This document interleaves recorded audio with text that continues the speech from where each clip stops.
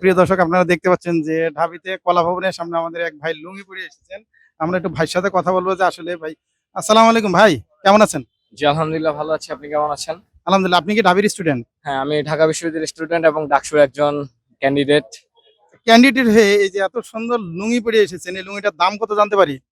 লুঙ্গির দামের চেয়ে ব্যাপার হচ্ছে লুঙ্গি হঠাৎ করে পরার কারণ হচ্ছে আমি অপারেশন হয়েছে গত মাসের 2 তারিখ। তো আমার সেলাইটা এখনো শুকায়নি, তার জন্য প্যান্ট ইউজ করতে পারছি না।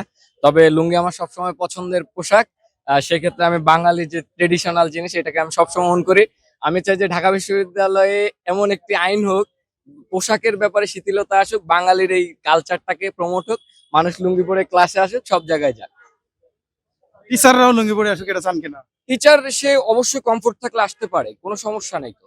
টিচার হইলে যে সে কোট প্যান্ট শার্ট টাই এই গরমের মধ্যে পরে আসতে হবে, ব্যাপারটা এরকম না।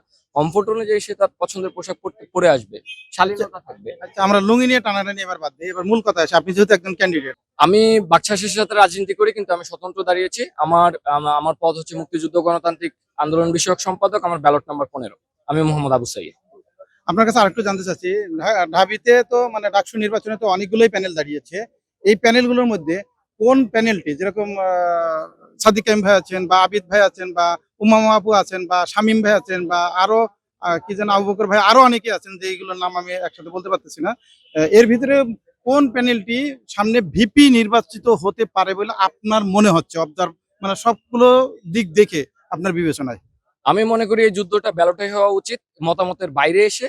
শিক্ষার্থীদের বিগত দিনে ফ্যাসিবাদী লড়াই কিংবা শিক্ষার্থীদের পাশে যারা ছিল, আমি চাইবো এগুলো প্যানেলের বাইরে গিয়ে ব্যক্তি হিসাবে ব্যক্তিকে সিলেক্ট করা উচিত। তাতে আমি বলবো না কে জিতবে।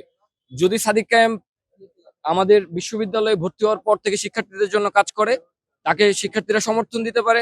আব্দুল কাদের দীর্ঘদিন ফ্যাসিবাদী লড়াই করে গিয়েছেন এবং তিনি জেল খেটেছেন, তার শিক্ষা জীবন বিঘ্নিত হয়েছে। শিক্ষার্থীদের 5 তারিখের পরেও সে ক্যাম্পাসে পড়ে রয়েছে, তাকেও শিক্ষার্থীরা মনোনয়ন দিতে পারে।